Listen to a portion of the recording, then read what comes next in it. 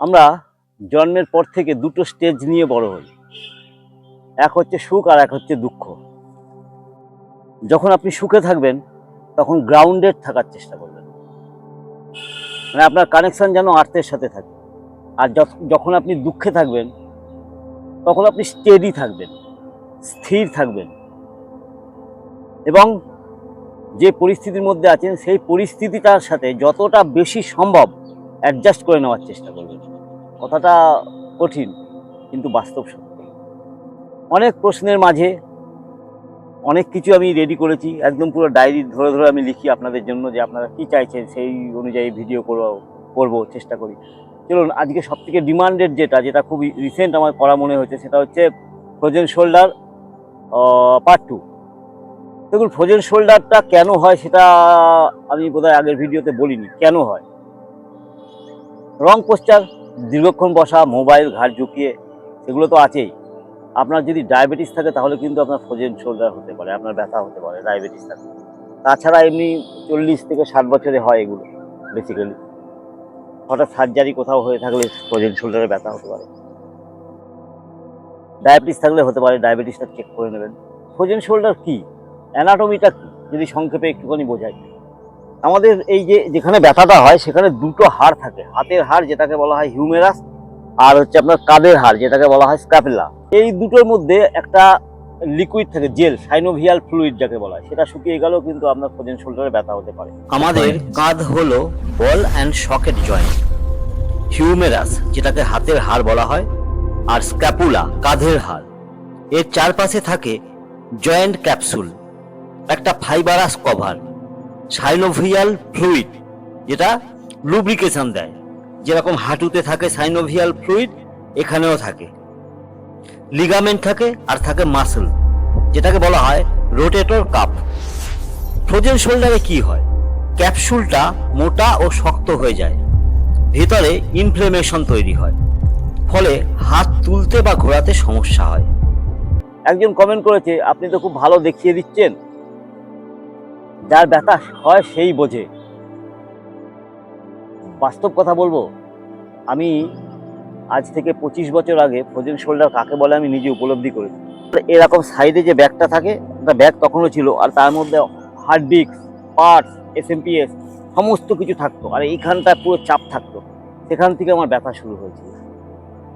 আমি নিজে ঠিক করেছি, যেগুলো করে ঠিক করেছি সেগুলোই আপনাদের বলছি। এবার আপনার ব্যথা কতটা সেটা আমি কি করে বলছি? ব্যথা থাকলে করবেন না, ধীরে ধীরে করবেন। আজকে আমি যেগুলো দেখাবো সেগুলো খুব বেসিক। পার্ট 1টা তো অবশ্যই করবেন, তার সাথে পার্ট 2 খুব বেসিক। প্রথমে আপনি ভালোভাবে নমস্কার করা শিখবেন।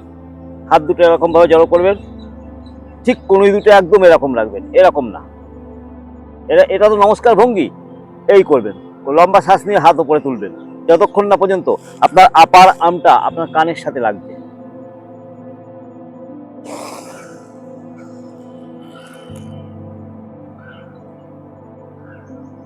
শ্বাস ছাড়বেন পেছনে,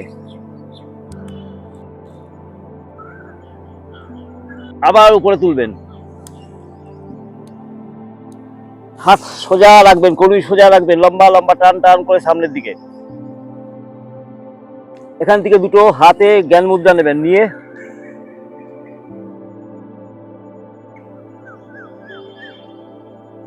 এই রিপকেজটা খুলবেন। এই রিপকেজ কিন্তু এই আপনার স্ক্যাপুলার সাথে সংযোগকারী, তাই রিপকেজটা আপনাকে খুলতে হবে। এইভাবে শ্বাস নিয়ে তারপরে আবার এখন ছাড়বেন।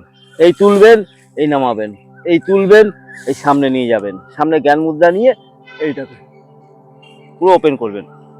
এটা গেল 1 নম্বর। 2 নম্বর কি করবেন? কাউ ফেস মানে হচ্ছে গোমুখাসনের যে হাতের ভঙ্গি, সেইটা। এই দুটো হাত এইভাবে মোচড় দেবেন, দিয়ে এরকম ভাবে শক্ত করে ধরবেন।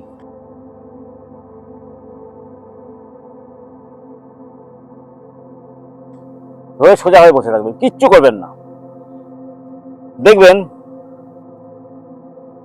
যে হাতটা মুচড়েছেন ঠিক স্ক্যাপুলাতে, সেই জায়গাটায় আপনি সেন্সেশন অনুভব করবেন, যে জায়গাটা ব্যথা। ভাইস ভার্সা এইটাও তাই।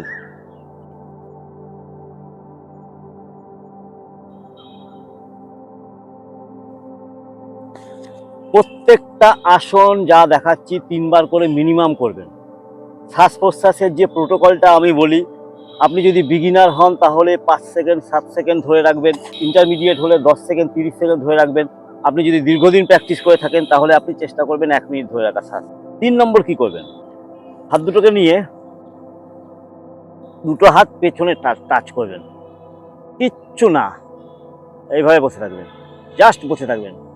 কাঁধের উপরে একটুখানি ভর দেবেন, কাঁধটাকে একটু শক্ত করবেন, এইভাবে বসবেন, ছেড়ে দেবেন। আবার 3 বার করে করবেন এটা। আপনি যদি মনে করেন এখানে আপনার উপরে আসছে না, এখানে করছেন, তাহলে এখান থেকে শুরু করুন, আস্তে আস্তে উপরে তুলুন, এই তুলুন, এই তুলুন, আস্তে আস্তে উপরে গিয়ে এখানে থাকুন। চেস্ট কিন্তু খুব ইম্পর্টেন্ট ফ্রোজেন শোল্ডারে। হ্যাঁ, আপনি যদি মনে করেন শুধু আপনি ঘাড়ের ব্যায়াম করবেন, হাতের ব্যায়াম করবেন, না, রিপ কেজটাকেও আপনাকে ঠিক রাখতে হবে, ঠিক আছে? তাহলে ভুজাঙ্গাসন করবেন, টান টান হয়ে শোবেন, হাত দুটো এখানে রাখবেন কনুইয়ের সাথে, কনুইটা শরীরের সাথে থাকবে, টোর্সের সাথে, শ্বাস নিয়ে উপরে তুলুন, এইটুকু হোল্ড করুন, এটা ভুজাঙ্গাসন। অনেক সময় আমি কথা বলি তাই আমার শ্বাস হোল্ড করা হয় না। এখান থেকে আপনি আপওয়ার্ড ফেসিং ডগে যাবেন, সোজা, এই হাতের উপরে, কনুইয়ের উপরে, তারপরে হচ্ছে আপনার শোল্ডারের উপরে চাপ থাকবে, ঠিক আছে?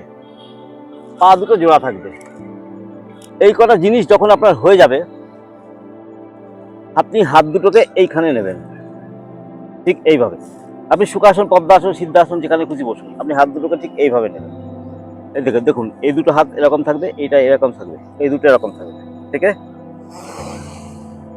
শ্বাস নিয়ে ওপেন, শ্বাস ছেড়ে ক্লোজ।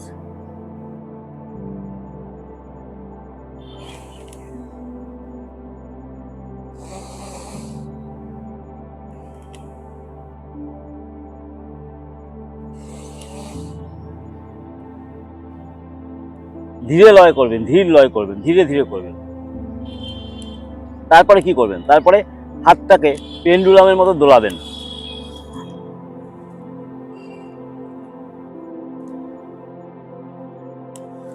সবার শেষে এটা করবেন, যাতে আপনি রিল্যাক্স করতে পারেন আপনার শোল্ডার, আপনার রিস্ট, আপনার আপার আর্ম, আপনার মিডল আর্ম, হিউমেরাস, স্ক্যাপুলা, সব।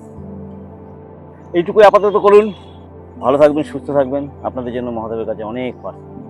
ওম নমঃ শিবায়, হর হর মহাদেব। পরশুদিন নীল পুজো, ভালো থাকবেন সবাই। মহাদেব আর ষষ্ঠী মা, বলা হয় সন্তান সন্ততিদের মঙ্গল কামনায় মারা ওই দিন উপোস করে শিবের মাথায় জল ঢালে। করুন, ভালো থাকুন, সুস্থ থাকুন। ॐ नमः शिवाय।